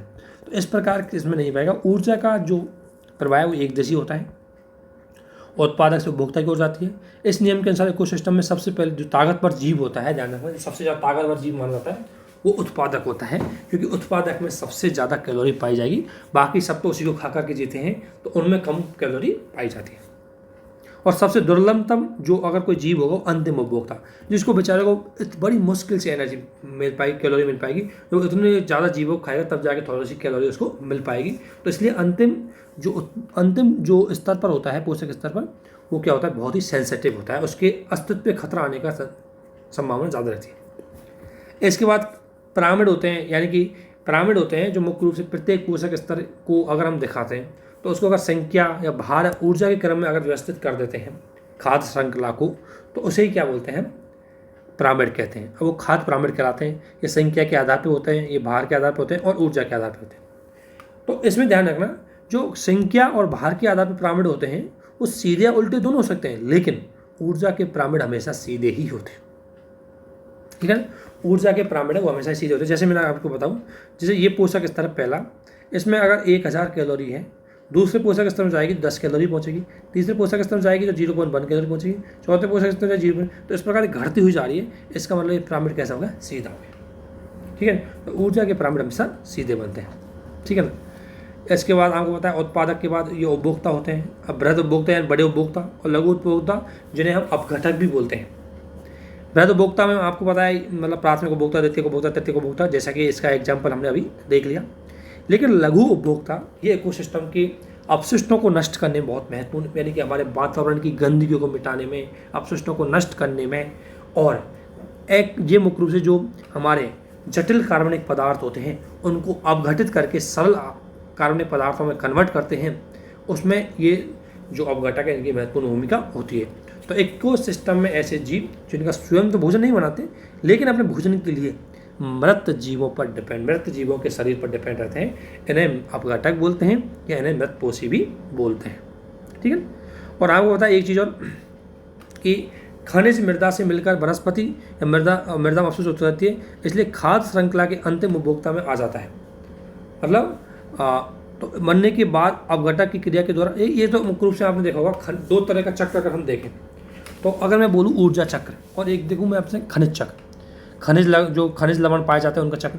तो ऊर्जा का चक्र अगर मैं बोलूँ, जैसे थोड़ा सा एक मैप देख लेते हैं अभी थोड़ी देर के लिए। जैसे मान लें ये ऊर्जा है प्रकाश में, मतलब सूर्य ताप में, ये सूर्य से ऊर्जा ली, सूर्य से किसने ली, पेड़ ने ली, पेड़ ने किया, यहाँ पे प्रकाश संश्लेषण किया, ऊर्जा ली। इस पेड़ को क्या खा गया, कोई मतलब माकर बकरी खा गई, तो ऊर्जा का एक हिस्सा चला गया, 10% हिस्सा बकरी में। इसके बाद बकरी को खा गया कोई, मतलब बकरी को माला शेर खा गया, तो इसमें चला गया 10% हिस्सा, इसका 10% जाएगा, 0.1%। अब ये शेर नष्ट हो गया तो ऐसा नहीं कि ऊर्जा वापस सूर्य के पास चली जाएगी। इसलिए ऊर्जा का प्रवाह हमेशा क्या होता है, एक दिशा होता है।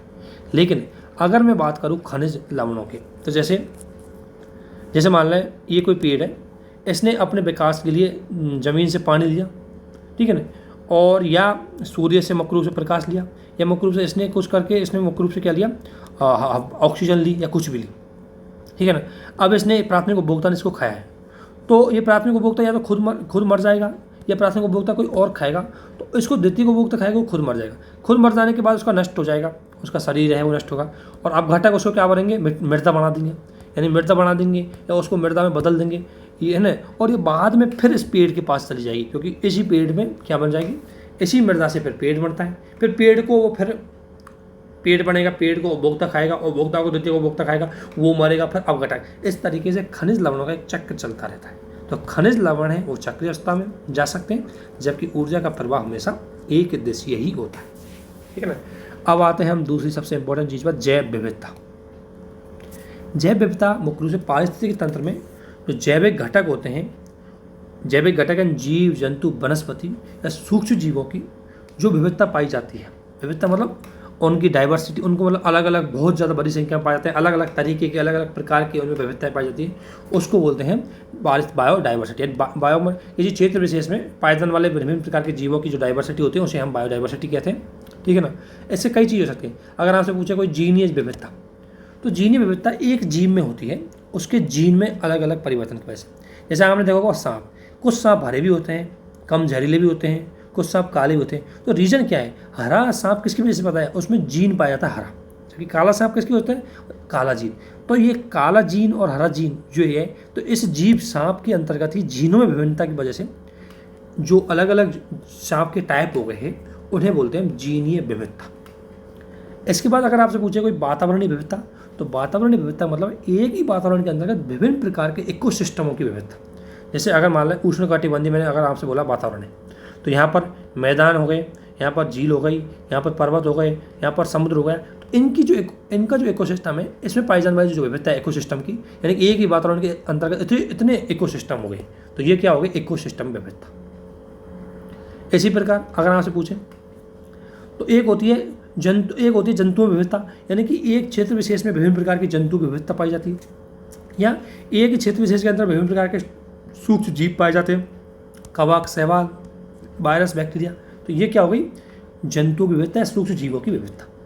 ठीक है ना। तो बायोडाइवर्सिटी में एक चीज़ ध्यान रखना, अगर किसी इकोसिस्टम के अंदर जितनी ज़्यादा विविधताएं होंगी, यानी कि विविधता मतलब एक तरह से विकल्प, एक तरह से डाइवर्सिफिकेशन बहुत ज़्यादा होगी, उतना ही पारिस्थितिक तंत्र मजबूत होगा और स्थिर रहेगा।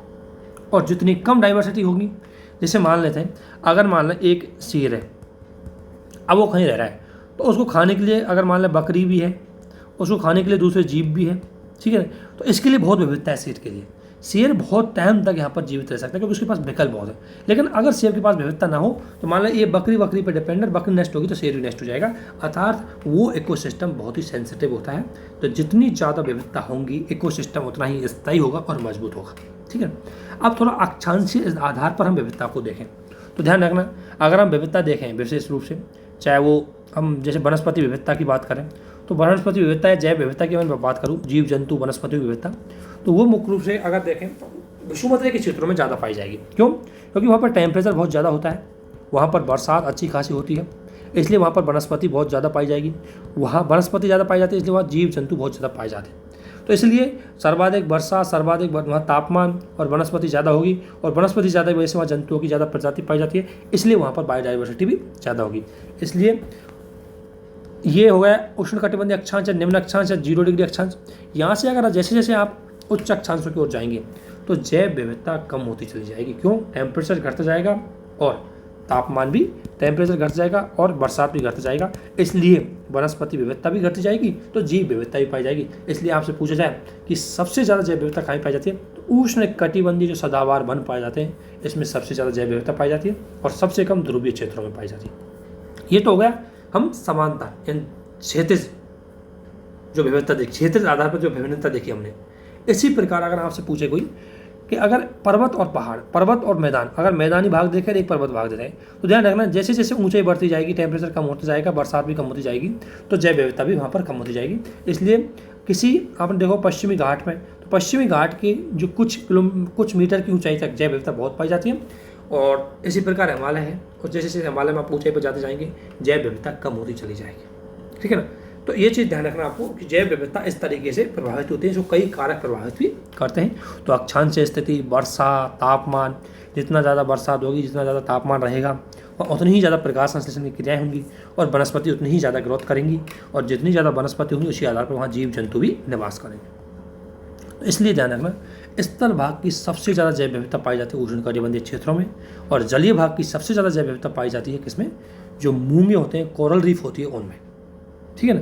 तो कोरल रीफ समुद्र, इसलिए कोरल रीफ को समुद्री वर्षा वन भी बोलते हैं, क्योंकि वहाँ पर जैव विविधता जो उष्णकटिबंधीय वर्षा वनों के बराबर पाई जाती है।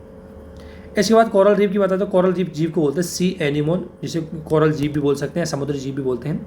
और आपको पता है उसी के कंकाल से में CO3 पाया जाता है, जिसे कैल्शियम कार्बोनेट होते हैं, और जब ये जीव मर जाता है तो ये जम जाता है, और जम जाने से मूंगा चट्टानों का निर्माण होता है।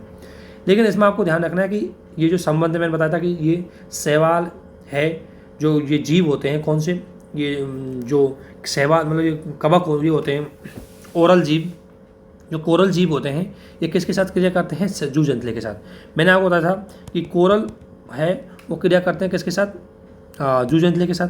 कोरल देते हैं खुद आवास, ये देते हैं इनको भोजन, और इन भोजन देने के लिए आपको पता है जीव जंतु क्या करते हैं, प्रकाश संश्लेषण की क्रिया करते हैं, और प्रकाश संश्लेषण की क्रिया की वजह से ही इनका रंग हरा हो पाता है।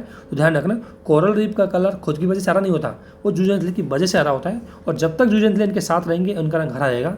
लेकिन जैसे ही विभिन्न प्रकार के प्राकृतिक कारण, जैसे टेम्परेचर बढ़ जाना, पॉल्यूशन भी हो जाना, अगर पॉल्यूशन हो जाना या अन्य घटनाएं हो जाती है, या जल स्तर बहुत ज़्यादा ये गहरे चले जाते हैं तो इनको ऑक्सीजन नहीं मिल पाती है, तो फिर ये जूं जंतली जब मर जाते हैं, तो जैसे जूं जंतली मरेंगे तो आपको पता है इनका रंग हरा से मतलब सफ़ेद अलग कलर का होने लग जाएगा, और इसी को बोलते हैं हम प्रवाल प्ररंजन की घटना। तो यही चीज़ इसमें दिखाई गई है, ठीक है ना। तो ये चीज़ आपको पता होनी चाहिए।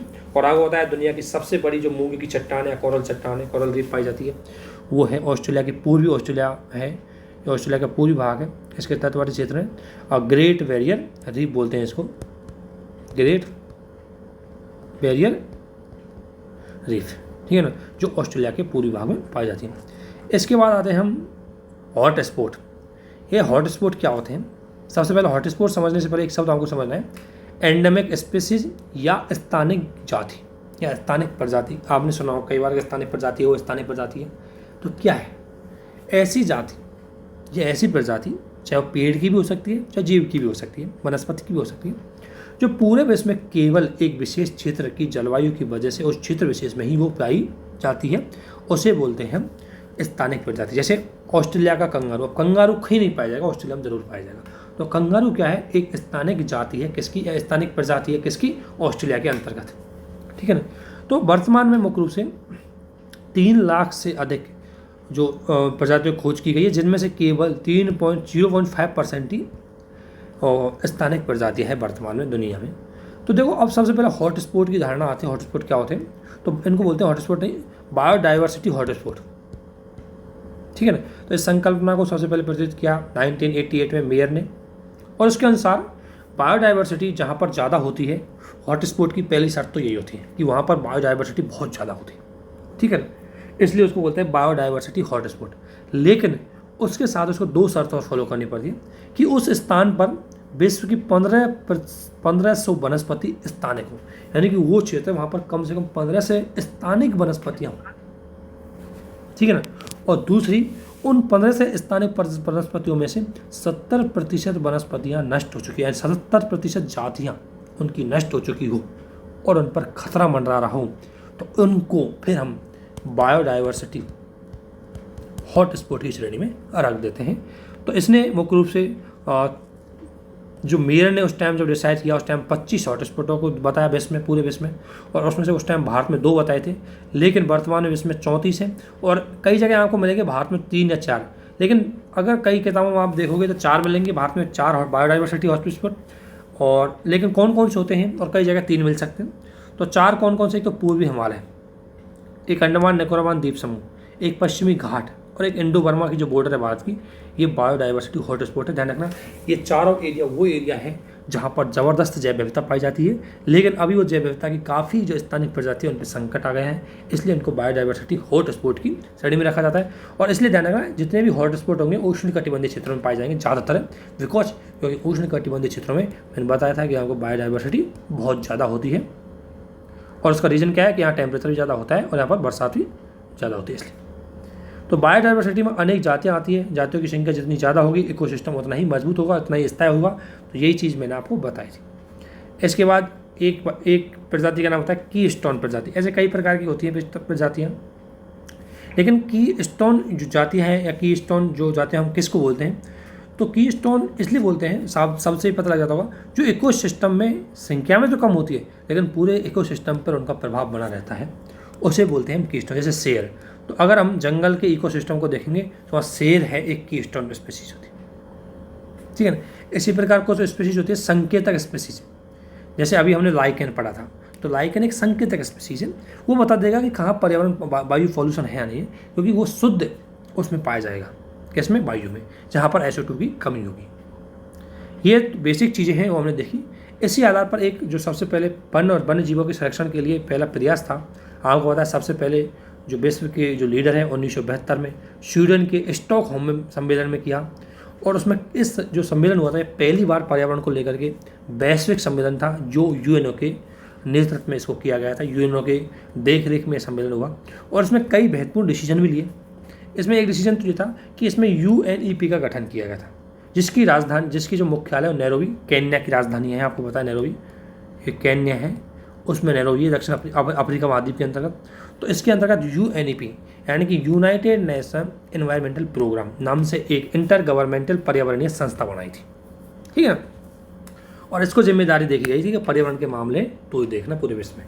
तो पर्यावरण के समस्त मामले होते हैं विश्व में, वो कौन देखती है उसको, यूएनईपी देखती है। इसके अलावा एक काम तो इसमें किया ही गया।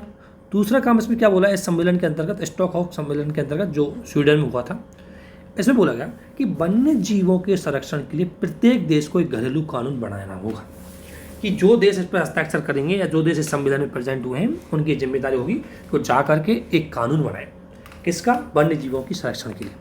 तो आपको पता है भारत ने भी वन्य जीव संरक्षण एक्ट 1972 बनाया उसी टाइम, आते ही भारत ने भी, क्योंकि भारत की इस सम्मेलन में शामिल था और भारत इस सम्मेलन के अंतर्गत हस्ताक्षरकर्ता भी था। तो भारत ने उसी टाइम वन्य जीव संरक्षण एक्ट क्या बनाया, वन्य जीव संरक्षण एक्ट 1972 बनाया। उसके कुछ प्रोविजन मैंने आपको यहाँ बता रहा हूँ, बाकी करंट में भी एक्ट आएगा तो वहाँ भी इसके प्रोविजन उनको देखेंगे। इस एक्ट में क्या था, इस एक्ट के प्रोविजन क्या थे कि भारत सरकार ने ऐसे क्षेत्र जहाँ पर वन्य जीव पाए जाते हैं उनको संरक्षण क्षेत्र के रूप में घोषित किया, जैसे राष्ट्रीय उद्यान, अभ्यारण्य और बायोस्फीयर। इनमें भी क्या अंतर होता है, बेसिक अंतर ये होता है कि अगर देखें तो अभ्यारण्य होते हैं वो अगर उनकी बात करें तो पर्यावरण के साथ साथ जीवों की संरक्षण की भी बात करते हैं, ठीक है ना। और वहाँ के मतलब इसमें जीव, अभ्यारण्य में जीव भी आते हैं और वहाँ की वनस्पति भी आते हैं, पेड़ पौधे भी आते हैं। और राष्ट्रीय उद्यान है, इसमें केवल जीवों के संरक्षण के लिए किया जाता है। और ध्यान रखना, राष्ट्रीय उद्यान बहुत ही ज़्यादा संरक्षित होते हैं और इसमें किसी भी प्रकार की मानव गतिविधि को राष्ट्रीय उद्यान में अलाउ नहीं किया जाता। केवल रिसर्च अनुसंधान के लिए भी कुछ मानवों का प्रवास, मतलब कुछ लोग इसमें भ्रमण कर सकते हैं या कुछ भ्रमण के लिए जा सकते हैं, बाकी आर्थिक गतिविधियाँ राष्ट्रीय उद्यान में पूरी तरह लॉक होती है। अभ्यारण्य इसमें थोड़े मानव गति, जैसे लकड़ियों को बटोरने जाना या लकड़ी की थोड़ी बहुत जंगलों में से लकड़ियाँ है या घास फूस, ऐसी चीज़ों का यूज किया जा सकता है, लेकिन फिर भी इसमें भी प्रतिबंध होता है। और एक होते हैं बायोस्फीयर रिजर्व। बायोस्फीयर रिजर्व की मैं बात करूँ तो बहुत बड़ा मतलब इनके सेक्शन का एरिया होता है। जैसे इसमें 3 पार्ट होते हैं, अगर बायोस्फीयर रिजर्व की देखें, एक होता है इसका कोर एरिया, एक होता है इसका दूसरा बफर एरिया और एक होता है दूसरा बाह्य एरिया। कोर एरिया होता है इसका एकदम संरक्षित क्षेत्र होता है और ये वो एरिया होता है जो बहुत ज़्यादा सेंसिटिव होता है और इस पर किसी भी प्रकार की गतिविधि, मानवीय गतिविधियों को अलाउ नहीं किया जाएगा, पूरी तरह प्रतिबंध है इसमें बायोस्फीयर, इसके कोर एरिया में। किसके कोर एरिया में, बायोस्फीयर के कोर एरिया, ठीक है। दूसरा बफर एरिया होता है जो इसके कोर एरिया और बाह्य एरिया के बीच में होता है। ये बफर एरिया है, इसमें ध्यान रखना, इसमें थोड़े रिलैक्सेशन दिए जाते हैं, लेकिन रिलैक्सेशन ये है कि ऐसी गतिविधियाँ, आर्थिक गतिविधियाँ, सामाजिक गतिविधियाँ इसके अंतर्गत की जा सकती है जो पर्यावरण के अनुकूल हो। जैसे आप यहाँ जैविक खेती कर सकते हो या कोई व्यक्ति धीरे धीरे छोटी छोटी मुख्य रूप से बस्ती यहाँ पर बस सकती है, लेकिन वो ऐसी तरह से बसेंगी जो पर्यावरण के नुकसान ना करें। और फिर इसका एक होता है बाह्य एरिया, जो इसका सुरक्षित एरिया होता है, लेकिन उसमें आपको सामाजिक आर्थिक गतिविधि करने की पूरी छूट होती है। तो बायोस्फीयर एक बहुत बड़ा एरिया को घोषित किया जाता है, जिसमें मेन जो सेंसिटिव जोन होता है वो कोर जोन होता है, ठीक है ना। यही इनका मुख्य रूप से अंतर है। और आपको अगर विस्तार देखना है तो यहाँ आप इसको करंट में देखने को आपको ये मिलेगा। और कितने बायोस्फीयर है भारत में, अभी तक भारत में 18 बायोस्फीयर है, ठीक है ना। और इन बायोस्फीयरों को यूनेस्को द्वारा, यूनेस्को की लिस्ट में भी शामिल होते हैं। तो भारत में अभी तक 18 में से 10 बायोस्फीयर है वो यूनेस्को की विरासत में शामिल है, यूनेस्को का बायोस्फीयर रिजर्व उसमें शामिल है, ठीक है ना। और दूसरी बात इसमें ये बोला गया कि इन सुरक्षित क्षेत्रों में शिकार, लकड़ी काटना, आवास करना आदि पर रोक लगा दी, परंतु पर्यटकों पर रोक नहीं है। तो क्या क्या चीज़ें ये देखेंगे। एक चीज़ अभी थोड़ा सा चेंज किया है कि देखो, राष्ट्रीय उद्यान या अभ्यारण्य घोषित करने का अधिकार आपको बताया राज्य सरकार के पास होता है, लेकिन राज्य सरकार है उनको एक बार केंद्र सरकार से अनुमति लेनी पड़ती है अगर वो राष्ट्रीय पार्क को घोषित कर रहे हैं तो, ठीक है ना। 1972 का ये सम्मेलन हुआ, इसमें केवल पर्यावरण को फोकस किया गया था कि हम पर्यावरण का संरक्षण करें, उसके प्रधान। लेकिन आपको पता है कि पर्यावरण का संरक्षण ठीक है, लेकिन साथ साथ में पर्यावरण का संरक्षण उस टाइम लोगों तक मन में ये था कि यार हम पर्यावरण को बचाएंगे, विकास कैसे करेंगे, अर्थात विकास और पर्यावरण एक दूसरे के विरोधी है। 1972 तक ये मानसिकता बनी हुई थी, ठीक है। लेकिन आपको पता है उसके बाद 1983-84 में यूएनओ ने अपनी एक समिति बनाई और 1983-84 समथिंग यूएनओ ने एक ब्रुटलैंड की अध्यक्षता में एक समिति बनाई और उस समिति ने पहली बार दुनिया को ये बात बताई कि पर्यावरण और विकास एक दूसरे के विरोधी नहीं है। अगर आप विकास करोगे तो ऐसा नहीं है कि पर्यावरण को नुकसान होगा। यदि आप विकास का तरीका बदल दो तो दोनों ही एक दूसरे के लिए जरूरी, दोनों ही एक दूसरे के अनुकूल हो जाएंगे, विरोधी नहीं हो पाएंगे। तो वहाँ से अवधारणा आई सतत विकास की अवधारणा, यानी विकास कैसा हो, सतत हो। और सतत विकास की नॉर्मल परिभाषा यह है कि ऐसा विकास जो वर्तमान पीढ़ी के संसाधनों की सुरक्षा करें, मतलब वर्तमान पीढ़ी को सारी आवश्यकताएं पूरी करें, साथ में भविष्य की पीढ़ियों के लिए संसाधनों को भी बचा के रखें, और वह विकास सतत विकास कराएगा। तो रियो सम्मेलन के अंतर्गत जो 1992 में ब्राज़ील में रियो डी जेनेरियो जो ब्राज़ील की राजधानी है वहाँ पर ये सम्मेलन हुआ, और इसी सम्मेलन को पहली बार इसमें मानव और पर्यावरण दोनों को फोकस किया गया था। मानव यानी गरीबी को दूर करने के लिए चीज़ें इसी रियो सम्मेलन के अंतर्गत आई थी, और इसीलिए इस सम्मेलन के अंतर्गत पहली बार सतत विकास की धारणा आई। साथ में ग्लोबल वार्मिंग का इशू इस दौरान आया था। तो ग्लोबल वार्मिंग क्या होती है? ग्लोबल वार्मिंग समझ लो, ग्लोबल वार्मिंग का मतलब औसत तापमान में वृद्धि, यानी कि ग्लोबल यानी वैश्विक औसत तापमान में वृद्धि ग्लोबल वार्मिंग कहलाती है। इसका रीज़न क्या होता है कि आपको पता है कि हमारी पृथ्वी जो गर्म होती है, जो आपने ज्योग्राफी में पढ़ा होगा, उसमें ग्रीन हाउस गैसें की महत्वपूर्ण भूमिका होती है। और ग्रीन हाउस गैसें किसे कहते हैं?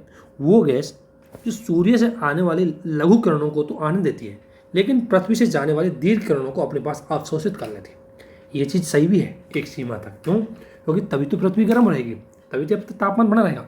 लेकिन जब ग्रीन हाउस गैस इतनी ज़्यादा बढ़ जाए कि वो आने वाली को आते देती है, जाने को जाने नहीं देंगी, तो जब पूरी ताप किरणें तरंगें जो मुख्य रूप से जो दीर्घ तरंगें वो जब वायुमंडल में ही जमा हो जाएंगी तो फिर तापमान बढ़ने लग जाएगा, और उसी को बोलते हैं वैश्विक तापमान वृद्धि, जिसका कारण है ग्रीन हाउस गैस। इसमें यह हुआ कि ग्रीन हाउस गैस को कम करने पर फोकस किया गया, लेकिन विकसित और विकासशील देशों में विवाद हो गया। विवाद तो आपको पता है हर सम्मेलन में विकसित और विकासशील देशों में होने वाला है, क्योंकि विकसित देश क्या कहते हैं? क्योंकि देखो अब तक जो ग्रीन हाउस गैस बढ़ाई है उसकी जिम्मेदारी विकसित देशों ने की थी, उन्होंने औद्योगिकरण किया, विकास किया, तो नियम के अनुसार भाई उन्होंने किया है, लेकिन आपको पता है नुकसान हो रहा था विकासशील देशों को, क्योंकि बेचारे गरीब थे, वहाँ पर जल स्तर बढ़ रहा है, वहाँ पर खाद्यान्न का संकट आ रहा है, वहाँ पर बाढ़ आ रही है, सूखा आ रही है। अब विकसित देशों के पास तो संसाधन हो तो बच जाते हैं, तो विकसित देशों ने कर्म किया, नुकसान हो रहा था विकासशील देशों के लिए। तो इसलिए अब विकसित देश क्या कहते हैं कि नहीं, सभी समान रूप से इसमें ग्रीन हाउस गैसों को कम करेंगे। भाई जब तुमने इनको बढ़ाया है तो हम कम क्यों करेंगे? तो विकसित और विकासशील देशों में डिस्प्यूट होने की वजह से कोई इस पर कोई मतलब खास डिसीजन नहीं हो पाया।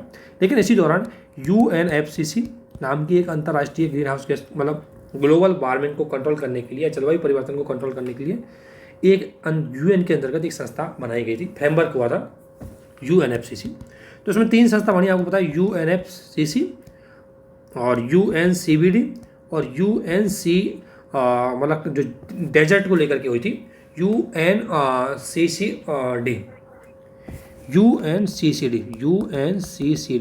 United nations conference combat to desertification, यानी कि ये बढ़ते मरुस्थलीकरण को रोकने के लिए हुई थी।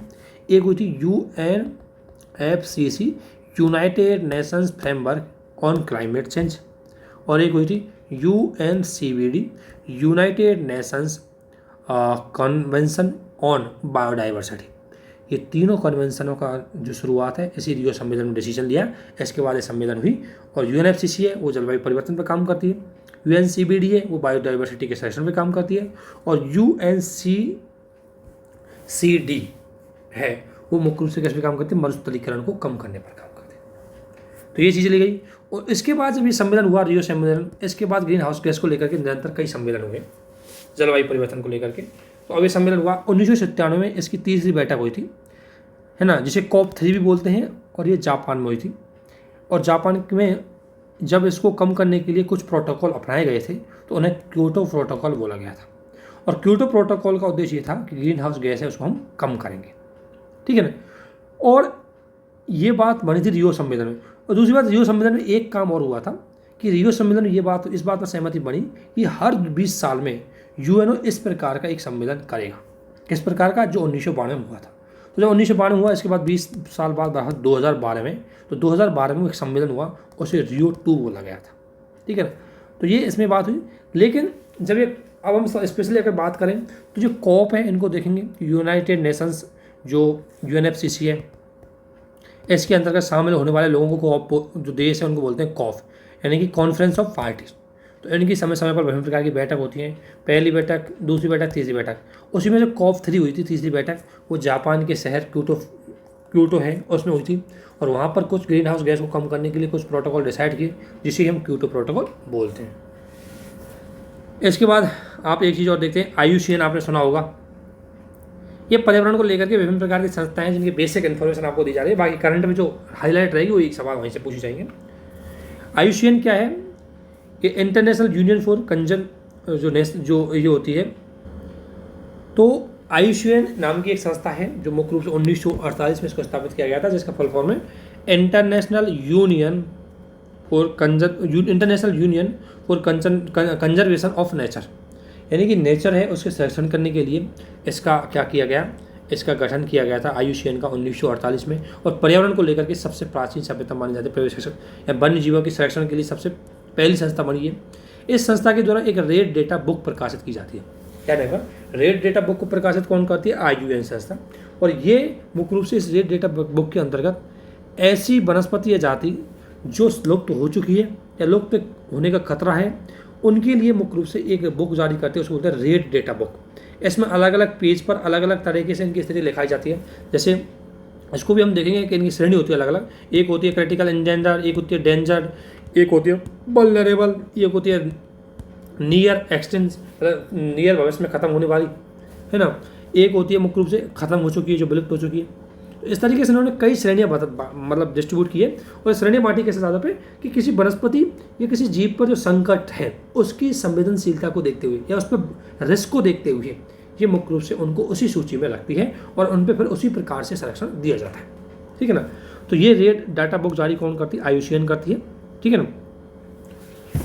और इसमें अलग अलग पेज पे अलग अलग, जैसे अगर रेड पेज पे उसको किनको लिखा जाता है जो बहुत ही ज़्यादा संकटग्रस्त होती है, ग्रीन पे वो लिखा जाता है जो अब तुलनात्मक रूप से कम संकटग्रस्त है, पिंक पे वो लिखा जाता है जो थोड़ी ज़्यादा संकट मतलब जिनकी संकटग्रस्त होने की संभावना है। इस तरीके से अलग अलग पेज पे अलग अलग जो इनकी श्रेणियाँ होती हैं, इनकी जो किसी जीव और जंतुओं की जो मुख्य रूप से जीव और जंतु होते हैं उनकी जो संवेदनशीलता होती है, रिस्क होती है, उसके आधार पर इनको अलग अलग श्रेणी में रखा जाता है।